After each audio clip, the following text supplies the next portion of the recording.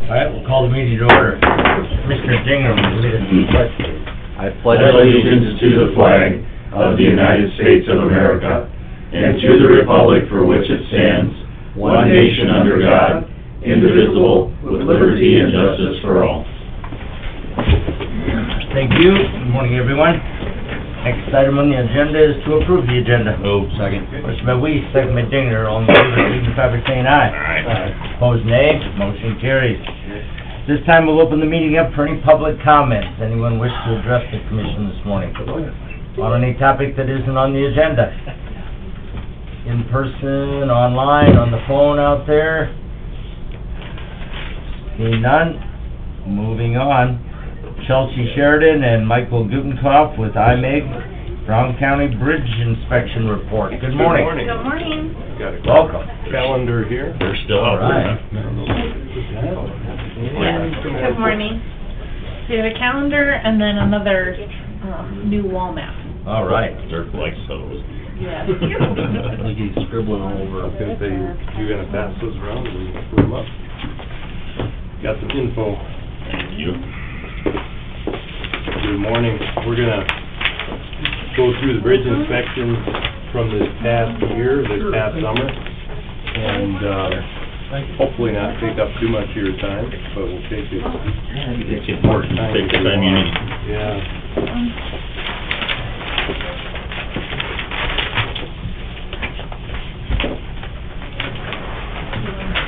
Sure. So, Mike Gutenkopf and Chelsea Sheridan, IMEG here in Aberdeen, and we've inspected your bridges for a number of years. They're basically on a 2-year cycle. This first slide talks about, you've got 134 structures total to get inspected. So Brown County kind of has them divided into on and off system inspection cycles. So the on-system bridges, Dirk has talked about before, that'd be the federal aid eligible roadways, right? Generally speaking? There's a map up there. The blue is federal aid, the red is the non-federal aid. So this year was on-system, and there was a few stragglers that were from off-system because of this inspection frequency. So generally, they're 24 months between inspections. Some of them, if they're in worse shape or have some sort of special features, they get inspected every year, 12 months, or some box culverts can get inspected every 48 months, and you have a few of those as well. Chelsea's going to talk a little more details here. Looking at slides 3 and 4, those align with this additional handout that we have. There's been some changes to the coding system through Federal Highway. So if you remember in years past, we talked about sufficiency rating, where the sufficiency rating was essentially a scale from 0 to 100. Federal Highway is moving away from that and going towards an overall structure rating, and that's going to be on a scale from 0 to 10, but each component of the structure is assigned a value. So each structural component, whether it's the deck, the superstructure, or the substructure, and then points of bearing, railings, transitions, approaches, those are also assigned values as well, but those aren't structural. So the structural component with the lowest rating is going to control the overall structure rating. So it becomes kind of like a weakest link in the most important features. Correct. Yeah. So this handout that I've shown in years past, because we inspect a portion of the structures 1 year and a portion of the next, and not them all at the same time, this year's kind of a transition year. So this handout is just showing the structures that were inspected this year. And then you'll see the second column is the overall structure rating. So you have structures ranging from 3 to 8. Although the scale goes from 0 to 10, this is where you're typically going to see it is 3 to 8 being almost brand new, if not brand new, and 3 down in that poor category. 2 would be, you know, you're looking at closure, or whether that's temporary or permanent closure. So this year we looked at 59 structures. These costs that I have, I wanted to highlight that this is based on all of the structures, not just this year's of what's shown. But about 30% would have a overall structure rating of 7 or above. 54% or 30 bridges would be in that 5 to 6, which we classify as fair. And then 9 bridges or 16% would be in poor condition, which would be a 4 or lower. So on slide 4, I'm showing here, in the past we've shown the average Brown County sufficiency rating and how that's fluctuated over the last 10 years and then compared to the state. I kept that in for this year, but next year I'll be able to then show all the structures and a better average, and then we'll just kind of have to rebuild this moving forward. Normally, you know, this list has got everything on it, and then they only inspect one or the other, but like Chelsea was saying, we were gonna end up with this year's having this new single-digit system, and the ones that they did last year that won't be inspected again until next year would be showing up with these, you know. Sure. Trying to mix them and then. Exactly, so they asked me I said, why don't we just pull out the ones you did this year? And just one couple other things I want to point out, because when I first looked at this, the number of fair appears to have increased significantly from the last inspection. The two things I want to say is this list of bridges, as they said, is the off system. I'm hoping the on system, like if we had a similar sheet of the on system, this would be a lot smaller and there's more good, because that's actually where you're putting your emphasis is into the on system stuff. But And that was gonna be my comment. It seems like the green is a lot lighter than typically. right, You know? and there is one other, you were trying to explain it to me yesterday that I didn't quite grasp, but using the new system a little bit, there's some of those that, as you said, were good, but using the new system will move into fair, correct? Yes, I feel like the newer system better represents the state of the structure, in the sense that for let's say a box culvert, for example, we can look at a box culvert that's been around 60, 70, 80 years, and it was, you know, cast in place at the time it was built, and it doesn't look much different from the day it was built. And it might have a sufficiency rating of 80 or 90, but we might have it at a 6. And so on this new system showing it's a 6, in fair, you know, it is 60, 70, 80, 90 years old, but on the sufficiency scale, it was showing, you know, much higher representation. So I feel like this is better reflects the state of the structure. That's a good point, because the old system did tend to underrepresent those fair structures. And I'm wondering, this just an aside, maybe the average age of the structure, that's something maybe could be put on here for the future, but just as a comparison, because if it's 80 years old as a box culvert, it might live to be 150, I'm not sure. But it's probably not gonna be 200 or whatever, Right. you know, eventually it's gonna fail. Even though structurally it's very good. The other thing I wanted to add about, you know, that we have more fair bridges, and correct me if I'm wrong, they're not gonna reach the point of failure or the point of being eligible for funding on any kind of different timeline. That, you know, just Right. because you're looking at it with a different system, it's not changing. Sure. You know what I mean? With the, Under when- this when new we're- evaluation system, the life of the structure is gonna spend more time in the fair Exactly. category Correct. Exactly. Yes. than it would have in the higher. part of it would've been spent in the good that is gonna be spent in the fair. Fair doesn't mean it's close to failure. Fair No. means it's just out there and it's doing its job, and it's fine the way it is, but it's just, you know, at some point in time, it's not brand new. Right. And there's a few in that fair category that are probably eligible for rehabilitation or something. That must have triggered your Right. cost estimate Mhm. there. But we're looking at our worst list of bridges, and 1, 2, 3, 4, 5, 6, 7 of them are eligible is all. The top bridge on the list is the Elm Lake Bridge that we're having the wrestling match with. So, I mean, and without going through each of them individually, I was gonna just make a guess that we probably aren't replacing too many of those on this list in the 4 category.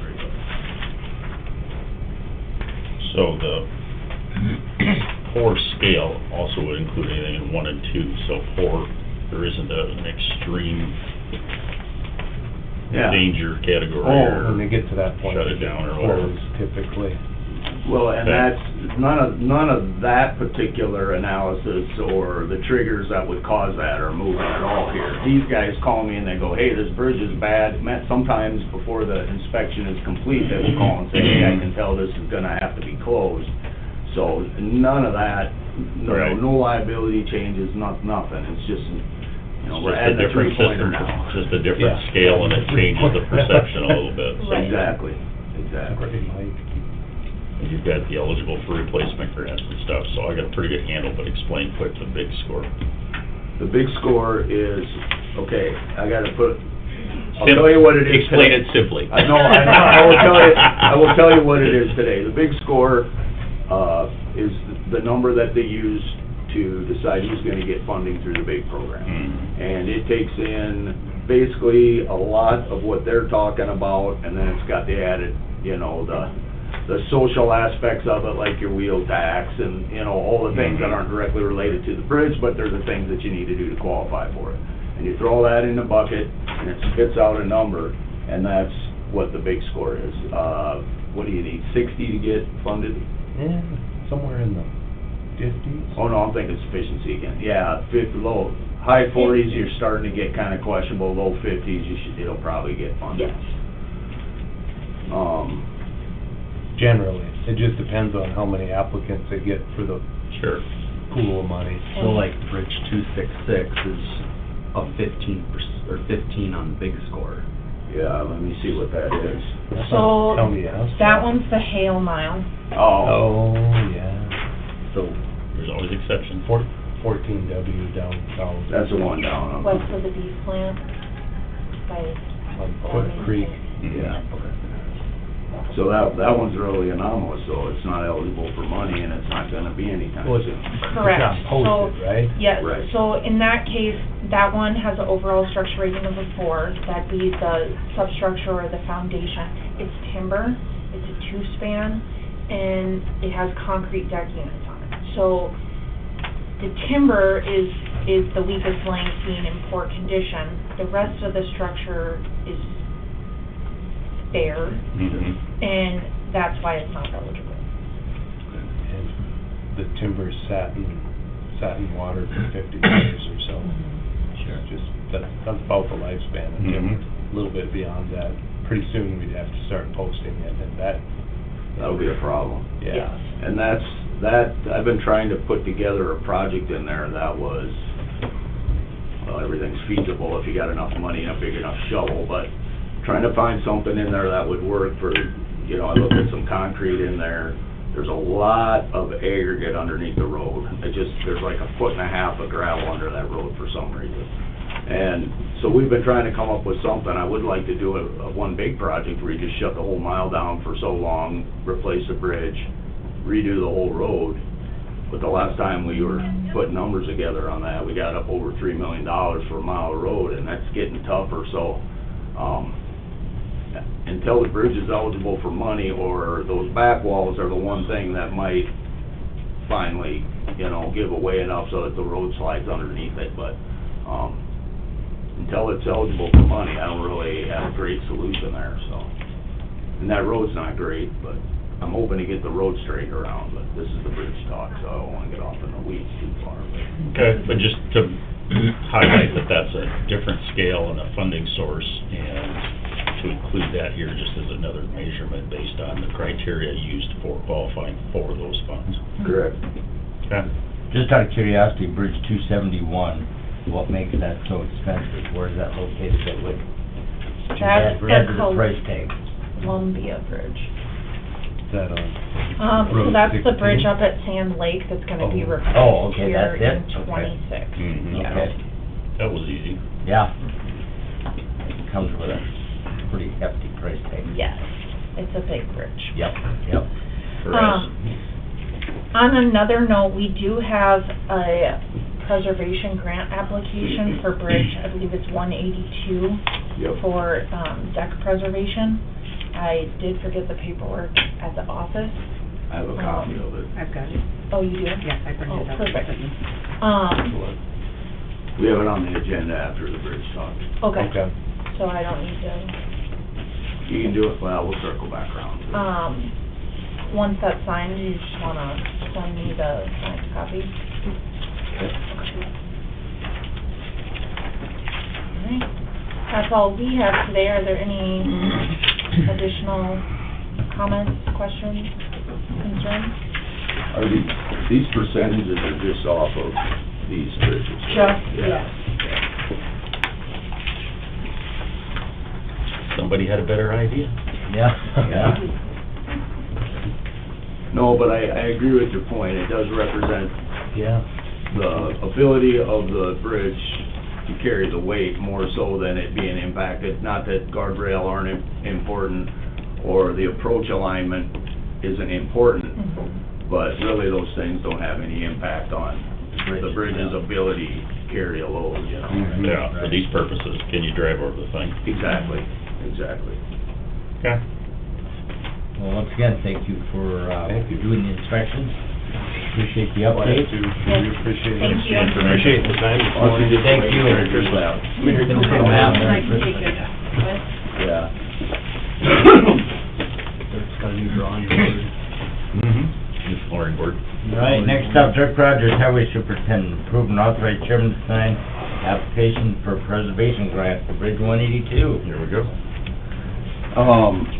Bridge 182 is, actually, it's posted to straight trucks, and it still carries semis, it's right there.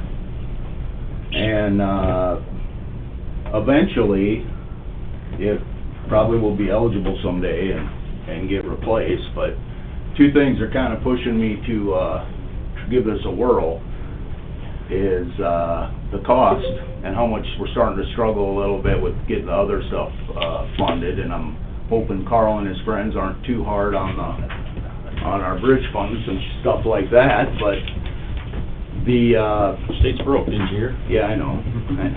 Again. Everybody by 10%. So anyway, what this will do is that deck on that bridge, and I don't, do you know how old that bridge is off the top of your head, Chelsea? How old? Yeah. Mike, what, The one for the rehab? yeah. 50 years? Steel girder. No, Like- it's continuous concrete. 4 to 5? I was thinking early This fifties, is up but, on Yeah. on the hill. so at any rate, it's old.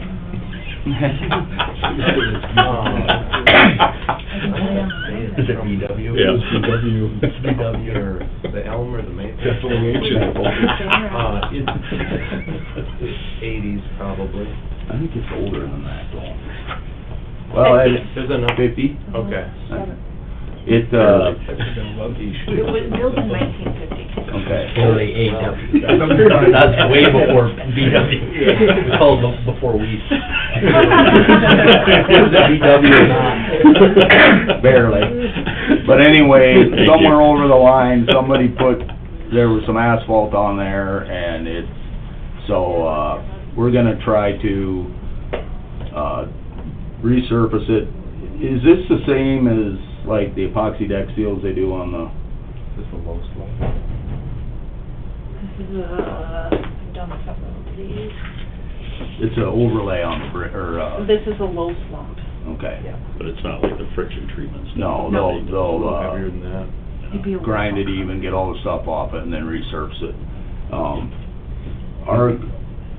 I can't believe what this costs, but it's sort of like when your car runs better after you go look at what the new cars cost. Because we're trying to, build these $3-4 million bridges, so our out-of-pocket on this will be $78,000 will be our match for this bridge. Again, it's not going to add really anything to the structure carrying ability, but it will at least make using it a lot better experience. And then, you know, we've talked about bad roads and what it does with the forces hitting the road and all that kind of stuff. The other thing is that road got milled up, and, you know, people have lived with it, so I guess if we're gonna turn the road into gravel, we can do something to make that bridge last a little longer. I don't know if you remember us talking about, there's another bridge west of there, it's that red one, that's closed right now. We're in the process, these guys are trying to come up with something there, because, yeah, it's probably not the most populated neck of the woods, but if those two bridges don't work, those guys, I mean, it turns into a 20-mile workaround there, so.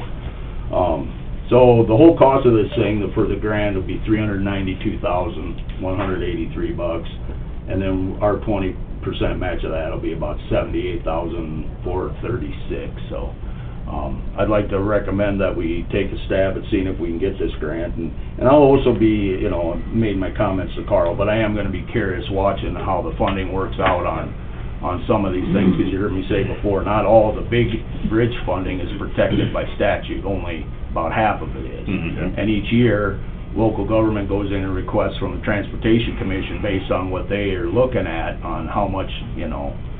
So there may come a year here in the next couple of years where we go in and they say, no, you work with, you know, what you started with, so. But if you're not doing this, they don't know what the need is out there. That's right. The application, you go through the process, and in this particular case, I'm taking it that the structural integrity of the bridge is fine, but the deck surface also, its condition is important to make sure that you don't degrade the rest of the structure. That's the part you're actually using, right, the deck, you know, so. What you run on. So, anyway, I'd recommend that we, submit Carl. A lot of that funding is gonna be contingent upon the feds, and, the big, beautiful bill might be big and beautiful, but it might cut some money that we don't want cut. So, we're not sure where that is, but, we certainly, from a state standpoint, understand that transportation is extremely important. So, the state has a good appetite to take care of those kind of needs, but that doesn't mean that they won't cut, but I don't think they're going to, based on what I've heard so far. Sure. Well, in all due respect, the big bridge program has been underfunded since it started, fairly drastically based on need. So, I mean, any additional dollars that have gone in over the years as an additional appropriation, obviously, there's a tremendous need. When I got elected, the first person that visited with me was Dwayne, and it was at the Millstone, and he told me about the big program, Bridge Improvement Grant, and you know, I've been talking about bridges for 8 years, so there are a lot of legislators that don't have a clue what you need. Exactly. That's gonna be the big thing, is education. You gotta educate everybody, because they make the votes even though they don't know what they're doing sometimes, and I'm not trying to be negative, I'm just saying that we need to inform as many people as we can, as quickly as we can, about everything. Otherwise, we end up getting the short end of the stick, and we don't want that to happen, especially not to Dirk, because he's a great guy. See? See how that plays out? There's one. There's one. We appreciate you being here and being part of the conversation. I do. I'll move the application for the grant. All right, we have a motion by Weed. Second by Gage to approve the application for the preservation grant. All in favor, signify by saying aye. Aye. Opposed, nay. Motion carries. That's all I got, unless you guys had specific questions. One question, was at a meeting last week and this came up. Over the years, it seems like forever, we've talked about the potential of the south bypass. Yep. That would be on 14 going east and then 14 going north. Is that pretty close Yep, to the proposed route? yes. Okay. That's where we started, Yep, and then it kind of morphed, I mean, I'm talking along, just barely AW. yep. But, you know, we made quite a few efforts early in 2000, or the 2000s there, and actually got really good response from people coming and looking at it. the problem was, what the goal of it, of this bypass was, what we were looking for and what maybe the state was looking for weren't close enough, and they were also about $20 million difference, but yeah, the original, and I don't, okay, the only things that you have there would be the reaction at Joby, you know, if you're gonna bring the traffic up there. There's no space to put a curve in there, so it would be I mean, we had an opportunity several years ago when that was for sale and that question came up and we weren't, so, and what was the, and then if the airport ever were to expand the runway, we would, I mean, we're to the south, and I know that's like an eclipse, but it would, you know, we would have to just say, okay, we lost our road. Outside of those things, and I've been looking at that for a long time, I'm not opposed to doing it, but Not with our money, because we don't have it. well, if it's something that we're gonna do for our purposes, and, you know, I think it would be great. If we're gonna make it more of a regional thing, I don't know what the right word is there, where we're saying, okay, we're also taking into consideration the traffic that comes into Aberdeen from the south on 281, and we wanna move it to the east side of town, and that's part of the function, well, then we end up with a little bit different of a thing. If we're looking at an internal road for us, and I don't mean us and them, but you know what I'm saying, that the focus of it is what the county needs rather than we're trying to move it all around. And as usual, you got a really long-ass answer from me, but the simple thing is, I'm not opposed to starting and doing a couple miles a year and stabilizing it, and the grade's obviously wide enough, and we gotta do a few things in there, but, I think there's some value in it. The downside, you're gonna have all the trucks, well, money, all the trucks from, it's just money, but all the trucks from a beef plant, you're sort of encouraging people when you do that to go that way. How many of them are going that way anyway, you know, and I'm just spewing out the things that fly out of my head. Having said all that, if those hurdles aren't concerns, or we're not, you know, the people at Joby, I think, aren't gonna react well to it.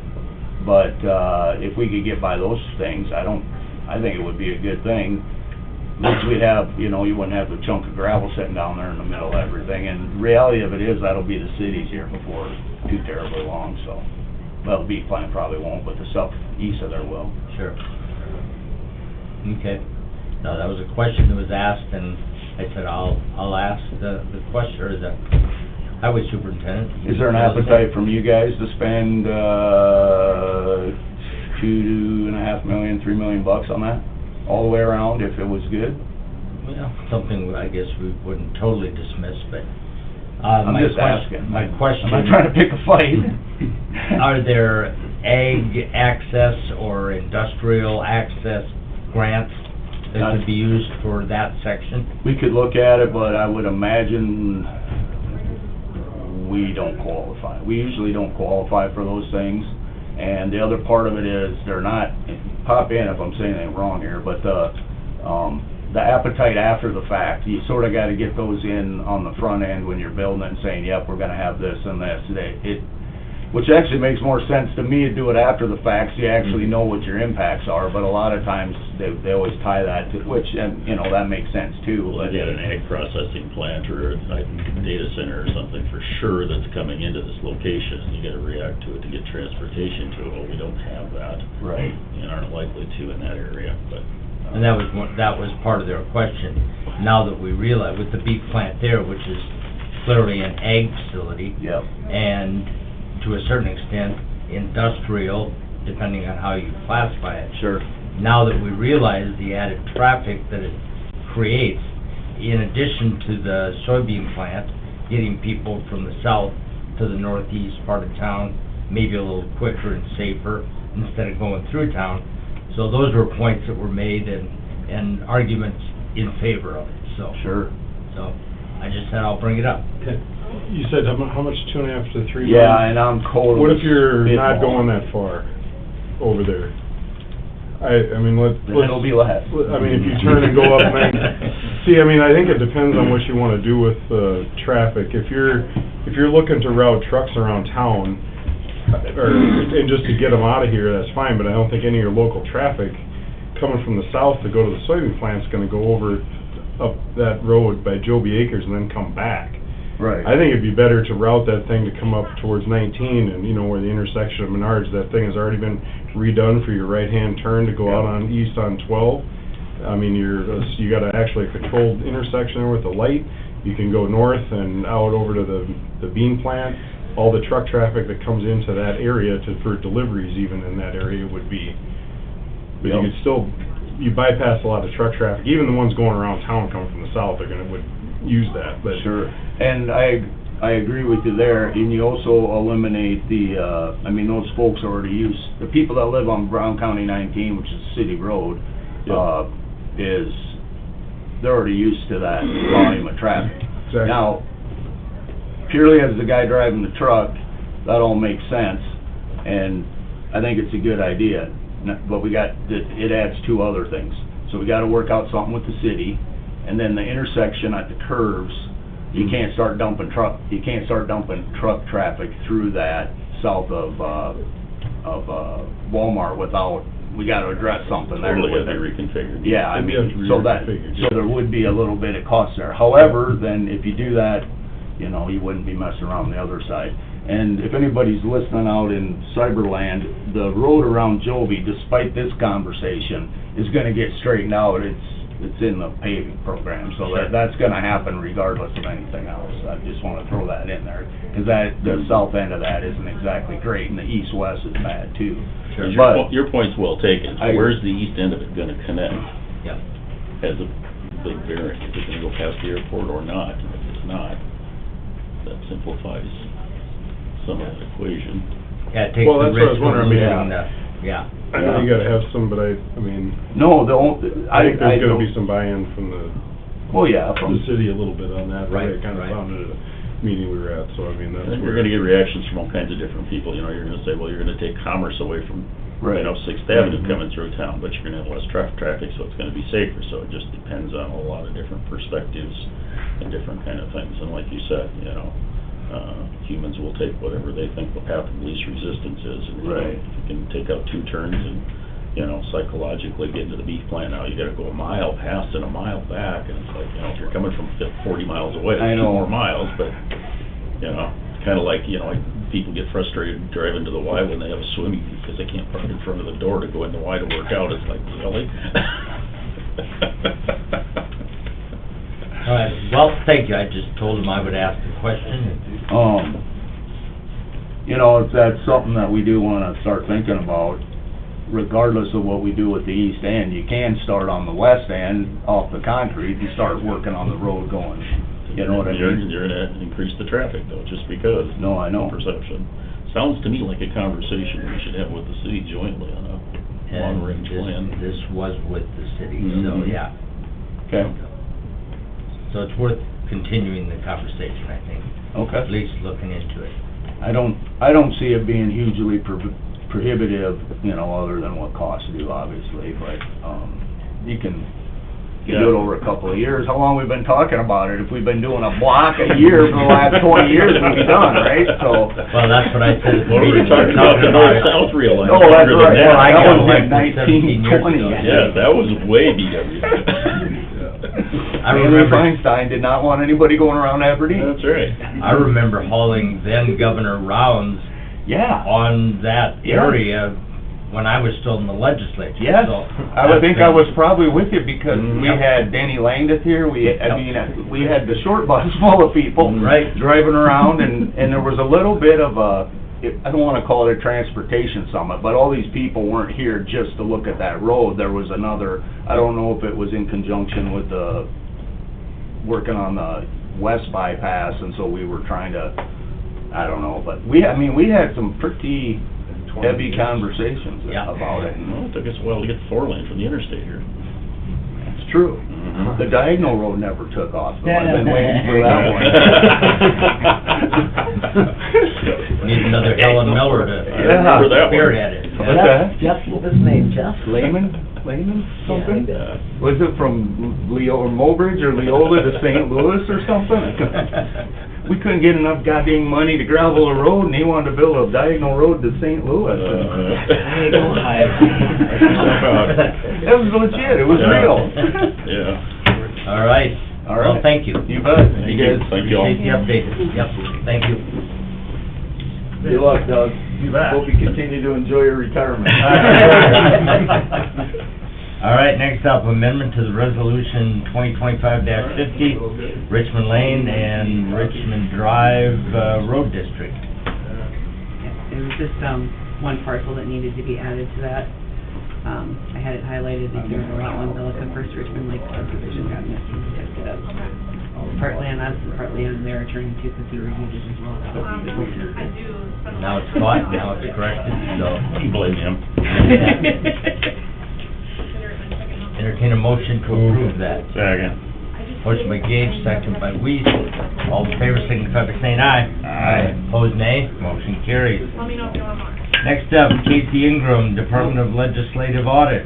Oh, I'm sorry, I missed one. Fair contract. Approve and authorize chairman to sign a fair contract. Move. Motion by Weiss. Second by Dinger. All in favor, signify by saying aye. Aye. Opposed, nay. Motion carries.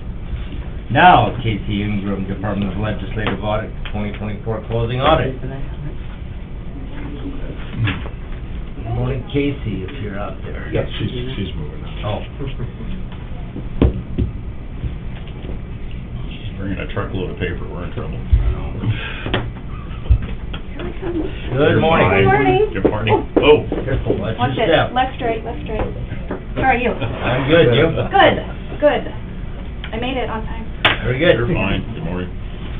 Okay, so closing audit, the fiscal audit for '24.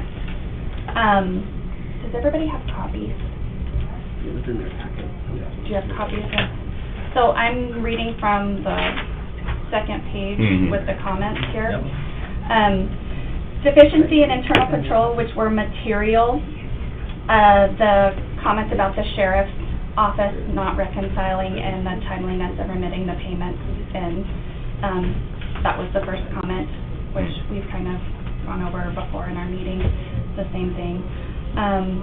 We did get a response from them that will be recorded with the audit report. And then comment number 2, the internal controls for preparation of the annual report resulted in significant errors. I'm going to go over these with Lynn. There was 18 adjustments. Most of them were reclassifying, so it's not tremendous, and I'll go over and explain those, how to fix that. And then there were no deficiencies that didn't rise to the level of material weaknesses. And then material violations of laws. The unassigned balance was over by approximately $4 million, and I've talked with Lynn about this, but that's simply assign the money somewhere, like road and bridge or whatever project that you're looking Commissioner at. bonus account or something. Absolutely. Yeah, show it as obligated. 100%. Mhm. Yeah. Yeah, just the easiest way around that is just assign the money, because then you can always move it around if you need be. But yeah, other than that, those were the only things that were noted. We have responses noted with the audit. Once everything goes through, everybody get copies, and that's about it. Do you have any questions for me? No, glad you got a response from the sheriff's department on the Yes. issues that concerned his department, so Yes. that's good. Yes, and, I think, I think that's everything, and I have copies here to go over everything with Lynn, and, yeah, there's nothing really else material that we haven't already discussed. Okay. No, that's there. Very Stand good. by for new crazy Gatsby rules for next year. Every year, just when you think you got a hold on it. Uh-huh. Oh, surprise, we're gonna change this. Uh-huh. Yeah, but, I will just need a copy back of that letter of representation, the one that you have before I leave, and then state's attorney. Right here. There you are. I was like, I expected you to be sitting here. As Thought far I was as getting raised. since I last spoke with you, has anything new arise that we should be noting for subsequent event type stuff? Okay. Yeah. Any action, acceptance, or? Move. Motion by Weiss, second by Dinger to accept the closing audit from the Department of Legislative Audit. All in favor, signify by saying aye. Aye. Opposed, nay. Motion carries. Thank you very much. Nice to see you all. See you all, Merry Christmas. Yes, survive the storm that's coming. Hopefully Yeah. I can get home before it hits. Be careful. You bet, thank you. Thanks. All right, next up, consent calendar, Lynn. Approval of the general meeting minutes for December 2nd. Move. Second. Motion by Dinger, second by Weiss. All in favor, signify by saying aye. Aye. Opposed, nay. Motion carries. Claims. Move. Second. Motion and second by Weiss and Gage. All in favor, signify by saying aye. Aye. Opposed, nay. Motion carries. HR report. Motion by Dinger, second by Gage. All in favor, signify by saying aye. Aye. Opposed, nay. Motion carries. Authorize advertising for budget supplement. Move. Motion by Weiss. Second. Second by Gage. All in favor, signify by saying aye. Aye. Opposed, nay. Motion carries. Landfill tonnage report for November. Move. Second. Motion by Gage, second by Weiss. All in favor, signify by saying aye. Aye. Opposed, nay. Motion carries. Claim assignment. Move. Second. Motion by Dinger, second by Weiss. All in favor, signify by saying aye. Aye. Opposed, nay. Motion carries. And travel request. Move. Second. Motion by Gage, second by Weiss. All in favor, signify by saying aye. Aye. Opposed, nay. Motion carries. Any other business to come before the Brown County Commission this morning? We've had a request to go into executive session for legal and contract. Move. Second. Motion by Weiss, second by Dinger. All in favor, signify by saying aye. Aye. Opposed, nay. Motion carries. All right, we're back in session out of exec with no action as a result. Done with our executive session. Is there anything else to come before the commission? After this, we'll do a canvass of the Richmond Road and Drive District election. Should we adjourn? Motion by Weiss, second by Dinger to adjourn. All in favor, signify by saying aye. Aye. Opposed, nay. Motion carries. We are adjourned.